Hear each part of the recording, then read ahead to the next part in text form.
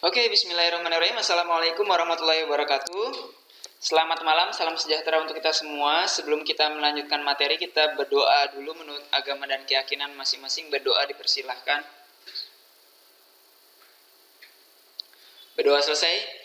Oke, materi kita kali ini, kita akan melanjutkan materi kita yang sebelumnya, yaitu sebelumnya itu adalah input ya. Kita udah belajar output, kita udah belajar input, sekarang kita masuk ke percabangan. Ya, percabangan di Python itu seperti apa sih? Akan saya jelaskan sedikit terlebih dahulu ya, sebelum masuk ke coding. Oke, percabangan adalah suatu keadaan ya.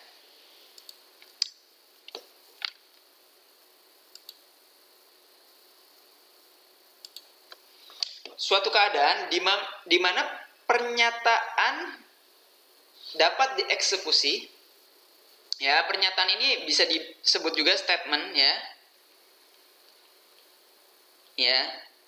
Pernyataan ini atau statement ini dapat dieksekusi apabila suatu kondisi memenuhi syarat. Jadi, dalam percabangan dalam Python ini akan ada kondisi dan akan ada pernyataan. Ya, condition dan statement. Ya. Kapan statement atau pernyataan ini dieksekusi? Ketika kondisinya true atau benar. Kondisinya dalam keadaan benar nih. Ya, untuk itu dalam percabangan itu nanti menggunakan operator boolean ya. Kalau misalnya di Python bool gitu ya. Atau saya tuliskan saja boolean ya. Di mana operator boolean ini ya pasti mengeluarkan nilai true or false, 0 atau 1. Itu ya, true or false, 1 atau 0 ya. Seperti itu. Ya. Jadi ketika kondisinya benar, true, maka statementnya bisa dieksekusi. Jadi nanti akan ada bagian untuk kondisi dan akan ada bagian untuk statement atau pernyataan. Nah, percabangan pada Python yang akan kita pelajari adalah if. Kalau percabangan menggunakan if saja seperti apa sih? Kemudian if else, if elif, kemudian if elif else. Ya, oke, kita lanjutkan. Oke. Program hanya akan menjalankan statement atau pernyataan tadi ya yang ada di dalam percabangan jika kondisi bernilai benar atau true. Hanya ketika kondisi di sini ya, kondisi dalam percabangan tersebut itu bernilai benar atau true, maka statementnya dieksekusi. Nah, operatornya operator perbandingan nanti yang kita kenal di Python ya, atau boolean atau true or false. Kita menggunakan operatornya ini. Simbol yang digunakan dalam dalam bagian kondisi ini harus operator perbandingan. Nanti akan saya sedikit jelaskan tentang operator perbandingan ya. Oke. Nah, ini operator aritmatika beda dengan operator perbandingan. Ya, kita kemarin sudah belajar sedikit tentang operator aritmatika. Nah, operator aritmatika yang ada di Python ini untuk menjumlahkan ya, seperti ini operatornya ya. Mengurangi seperti ini, mengalihkan seperti ini ya, tanda bintang, pembagian seperti ini, garis miring, kemudian sisa hasil bagi atau modulus ya seperti ini persen ya, kemudian pemangkatan ya, double bintang. Ini adalah operator aritmatika yang bisa kita gunakan untuk perhitungan dalam Python. Ya, rumus-rumus atau perhitungan dalam Python. Ini penugasan. Nah, penugasan dalam Python ya ini sama dengan kita mau mengisikan nilai kepada variabel menggunakan sama dengan. Kita udah banyak menggunakan ya sebelum-sebelumnya ya. Kalau mau menjumlahkan langsung bisa plus sama dengan ya, 5 plus sama dengan 7. Nanti akan menjumlahkan langsung tuh. A sama dengan 5 A plus sama dengan 7. Artinya nanti hasilnya adalah si A ini ditambahkan dengan si 7. Atau 5 plus sama dengan 7. 5 5 ini akan dijumlahkan dengan 7, maka nanti hasilnya akan 12, seperti itu ya. Pengurangan seperti ini, minus sama dengan perkalian seperti ini. Ya. Kemudian pembagian seperti ini. Ya, garis miring sama dengan sisa hasil bagi seperti ini. Ya, kemudian pemangkatan seperti ini. Nah, ini adalah operator penugasan. Ya, penugasan dalam Python. Jadi kita bisa menggunakan operator-operator ini untuk menugaskan atau memberikan nilai berbeda terhadap variabel sebelumnya atau variabel yang sudah kita definisikan terlebih dahulu. Misalnya nih, A sama dengan 5. Berarti ini penugasan adalah kita mengisi 5 dalam variabel A. Kemudian selanjutnya ada A plus sama dengan 5. Artinya nanti si A ini sudah tidak menjadi 5 lagi, melainkan nilainya adalah 10. Gitu. A kurang sama dengan misalnya 10. Maka A ini bukan 10 lagi, melainkan nanti 0 dan seterusnya. Gitu ya. Nah, ini adalah operator perbandingan yang akan kita pakai dalam percabangan dalam Python ini. Ya, ini yang kita pakai di dalam bagian kondisi. Ya, ini lebih besar dari, lebih kurang dari, sama dengan, ingat sama dengan, double sama dengan. Ya, ingat, operator perbandingan dalam Python yang bernilai true or false itu sama dengan, bukan single, melainkan double. Ya. Kemudian tidak sama dengan, kita berikan tanda seru sebelumnya, lebih besar sama dengan, artinya kalau A lebih besar sama dengan 10, berarti 10 masih true. Ya. Lebih kurang sama dengan, ya, A lebih kurang sama dengan 5, berarti kalau misalnya nilai 5 berarti masih true. Kalau misalnya tanpa sama dengan, ya, seperti ini, ya berarti A ini nilai 10 berarti false. A ini nilai 5 berarti false. Gitu ya. Jadi itu bedanya antara lebih besar sama lebih besar sama dengan. Ya. Oke, kita langsung lanjut ke formulanya. Ya, kita akan lanjut ke formula. Formula if ini seperti apa? Seperti ini, teman-teman. Ya, jadi if kondisi. Kemudian diberikan titik 2. Nah, ini ya. If-nya i-nya kecil ya. Sorry, ini otomatis besar. Kemudian berikan kurung, tanpa kurung juga bisa ya. Kondisi. Kemudian berikan titik 2, bukan titik koma. Ya. Kita memulai dari sini. Untuk percabangannya. Ya, if dalam kurung kondisinya apa? Kemudian berikan titik 2.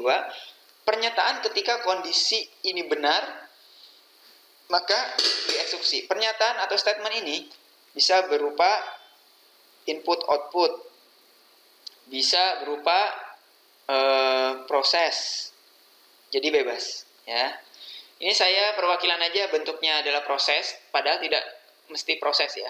Di sini bisa, dalam sini bisa bisa input atau output, bisa juga proses tadi. Tergantung teman-teman apa yang mau dieksekusi. Gitu ya. Oke, jika kondisi 1 tidak benar ya. Jika kondisi 1 tidak benar, maka tidak ada statement yang dieksekusi, langsung selesai. Nah, ini. Kondisi ketika benar berarti ini dieksekusi. Ketika salah berarti dia do nothing, tidak melakukan apapun. Ya, dia langsung selesai. Oke. Contohnya seperti apa?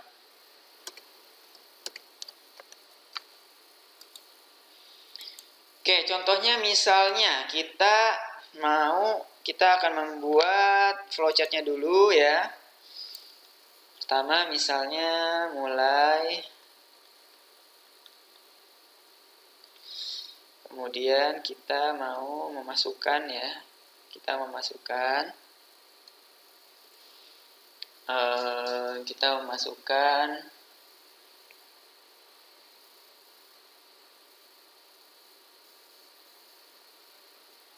input IPK misalnya ya. Kemudian nanti akan ada di sini langsung IPK. Nah, kita menggunakan operator perbandingan misalnya lebih besar dari 3,5. Ya, maka nanti akan cetak cum laude.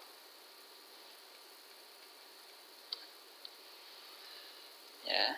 Jika ya, maka cetak cum laude. Jika tidak, maka dia tidak melakukan apapun. Selesai langsung.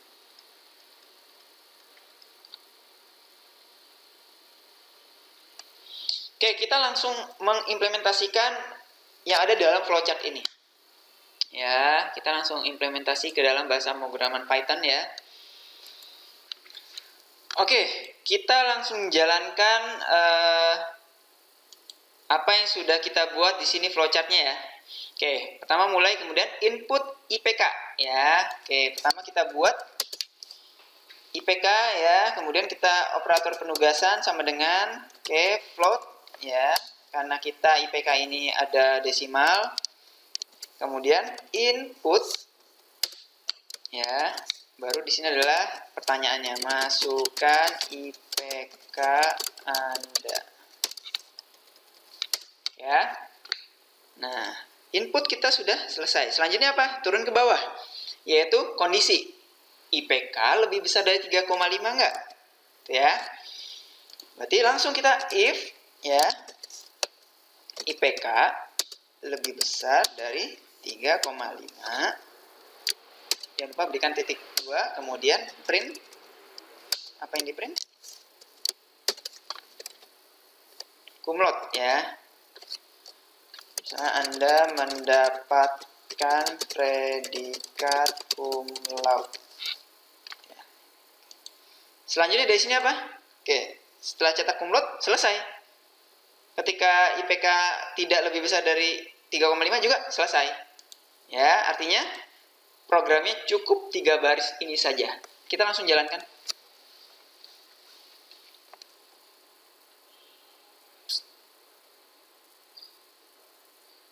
Oke ya, langsung masukkan IPK Anda. Misalnya 3, di sini koma aturannya menggunakan titik ya. Jadi kita ikutin saja. Ini 3.7. Kemudian Anda mendapatkan predikat cum laude. Ya. Kalau misalnya teman-teman jalankan lagi, IPK-nya misalnya 2, do nothing, dia tidak melakukan apapun. Gitu ya. Dan yang perlu teman-teman perhatikan adalah ini teman-teman lakukan saja natural. Ketika di enter ada blok dulu di sini ya, it's okay. Gak apa-apa. Kalau misalnya teman-teman mulai dari awal ini, nah, dia akan error. Ya, indentation error, expected unindented block. Ya, jadi lebih baik teman-teman normal saja di enter seperti ini. Gitu ya. Oke, ini yang pertama. Selanjutnya ini baru if ya. Selanjutnya if else. If else ya. If else ini ketika kondisi kondisi benar, maka dia masuk ke sini. Ada proses ataupun input output di sini. Ketika salah atau selain kondisi ini benar, maka dia masuk ke pernyataan yang salah. Ingat ya, dari decision ini keluarnya hanya 2. Keluarnya wajib 2, ya atau tidak. Ketika tidak, kalau tadi itu langsung selesai, kalau di sini ini akan ada statement di sini, ya. Ini statement ya. Statement ketika kondisi salah. Ya, baru setelah itu selesai. Ya. Apapun itu selain di luar kondisi ini, maka dia akan masuk ke sini. Oke. Kita lanjut ke sini ya, ke flowchartnya. Ya. Lanjut ke flowchartnya. Saya turunkan dulu ya. Oke.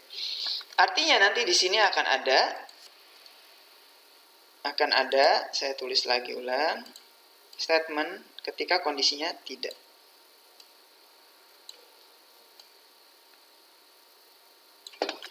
Ya, di sini cetak tidak cum laude. Ya. Jadi start mulai, kemudian input IPK lebih besar dari 3,5 enggak? Jika ya berarti cetak cum laude, ya, selesai. Jika tidak, maka cetak tidak cum laude. Maka tadi kalau misalnya kita langsung masuk ke program, kalau di sini kita isi dengan nilai 2, ya, maka dia do nothing. Nah, dengan adanya else, ya, titik 2-nya bisa dekat, bisa jauh, ya, silahkan. Maka kita akan mengeluarkan statement ketika kondisinya salah. Anda tidak cum laude. Ya. Jadi ada tambahan di sini. Ketika dia tidak, kondisinya ini salah, berarti nanti akan dicetak Anda tidak cum laude. Seperti ini. Oke, kita langsung jalankan. Oke. 1 IPK-nya Anda tidak cum laude. Gitu ya. Kemudian kalau misalnya tadi IPK-nya 3,55, Anda mendapatkan predikat cum laude. Seperti itu ya, teman-teman ya. Oke, saya harapkan semuanya sudah mulai paham sampai di sini ya. Nanti bisa ditanyakan, bisa di grup ataupun bisa di YouTube, link YouTube saya ya. Oke, kita lanjut ke percabangan selanjutnya. If elif. Ya, if elif. Ya, ini ada banyak kondisi. Ya, ada banyak kondisi ya. Ketika kondisi 1 dieksekusi, ya, kemudian ketika ya, maka masuk ke statement true-nya. Kalau tidak, maka dia masuk ke kondisi 2-nya. Kondisi 2-nya. Ketika kondisi 2 ya, maka masuk ke statement kondisi 2 true. Ketika nggak ada yang true, maka selesai langsung.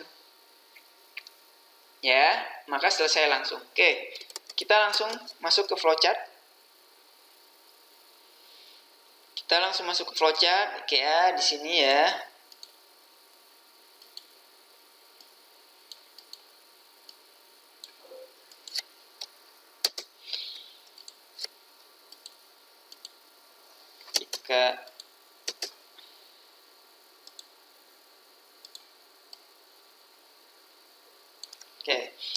Ketika tidak, contohnya ya di sini ya.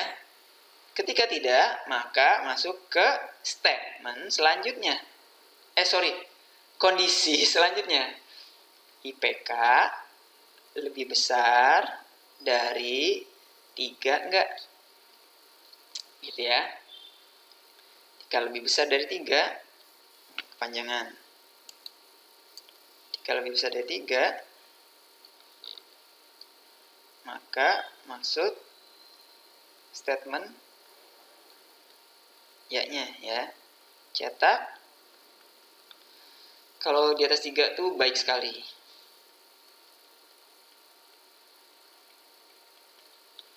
Ya.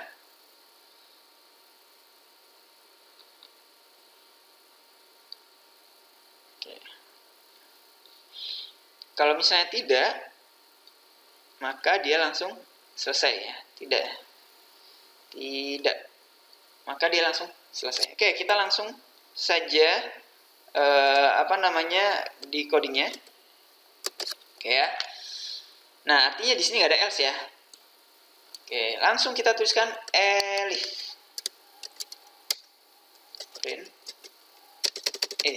Elif kondisi ya. Kondisi IPK-nya lebih besar dari 3 ya. Maka print Anda mendapatkan predikat baik sekali. Setelah itu selesai. Ya, setelah itu selesai. Ya, kita langsung jalankan.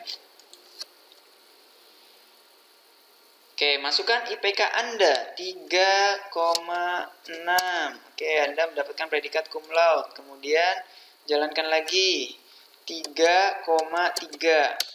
Anda mendapatkan predikat baik sekali. Kalau misalnya di bawah 3, misalnya 2,9, apa yang terjadi? Do nothing. Dia tidak melakukan apapun. Jadi ya, ini adalah if elif ya. Kita lanjutkan ke if else ya. If else ini untuk menyempurnakan if elif tadi ya. Ketika kondisi 1 ini benar, oke, ada pernyataannya yang dieksekusi.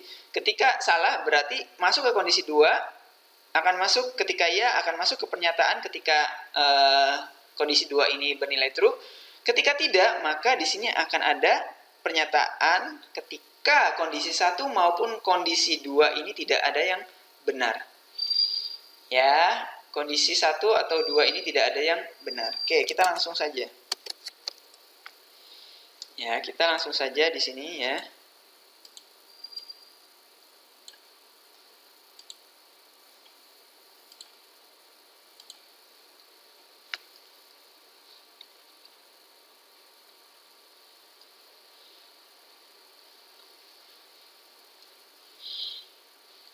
Ketika kondisi yang tidak ada yang benar ya, maka harusnya banyak ya. Coba kita buat banyak saja ya. Kita buat banyak. Artinya nanti akan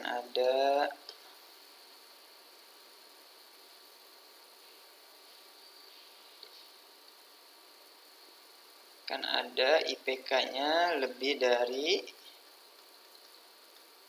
2,5 ya. Misalnya di sini cetaknya baik gitu ya. Kemudian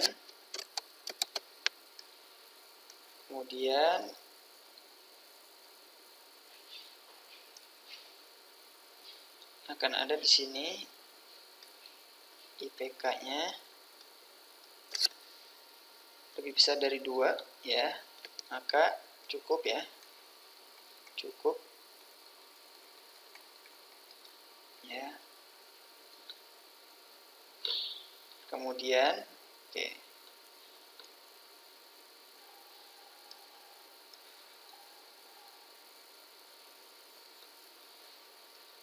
Kalau misalnya dari kondisi tersebut nggak ada yang benar, maka cetak Anda tidak lulus. Ya. Oke.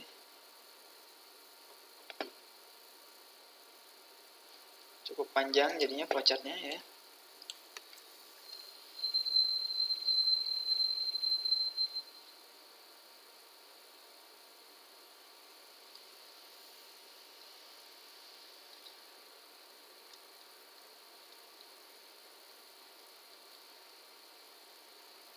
Tidak, saya singkat aja.